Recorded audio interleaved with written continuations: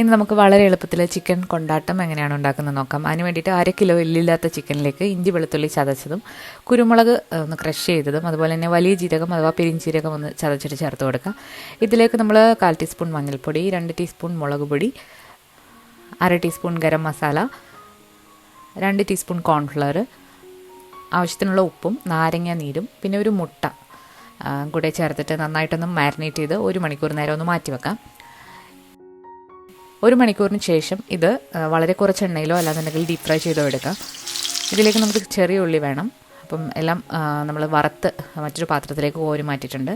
ആ എണ്ണയിൽ തന്നെ വറ്റൽ മുളകും ഉള്ളി അതുപോലെ പച്ചമുളക്, കറിവേപ്പില, ഉപ്പ്, മഞ്ഞൾപ്പൊടി, മുളക് പൊടി, ഗരം മസാല, വറ്റൽ മുളക് ചതച്ചതും കൂടി ചേർത്ത് നന്നായിട്ട് വഴറ്റിയിട്ട് ഇതിലേക്ക് 2 ടീസ്പൂൺ കെച്ചപ്പും അതുപോലെ തന്നെ 1/2 കപ്പ് വെള്ളം കൂടെ ഒഴിച്ചിട്ട് നന്നായിട്ട് തിളപ്പിച്ചെടുക്കുക. ഇതിലേക്ക് വറുത്ത് വെച്ചിരിക്കുന്ന ചിക്കനും കൂടി ചേർത്തിട്ട് നന്നായിട്ട് ഡ്രൈ ആക്കി എടുത്താൽ ചിക്കൻ കൊണ്ടാട്ടം റെഡിയാണ്. ഇതിൻ്റെ വിശദമായിട്ടുള്ള റെസിപ്പി നമ്മൾ വഴി അപ്ലോഡ് ചെയ്യുന്നതാണ്. അപ്പോൾ എല്ലാവരും മറക്കാതെ കാണുക. താങ്ക്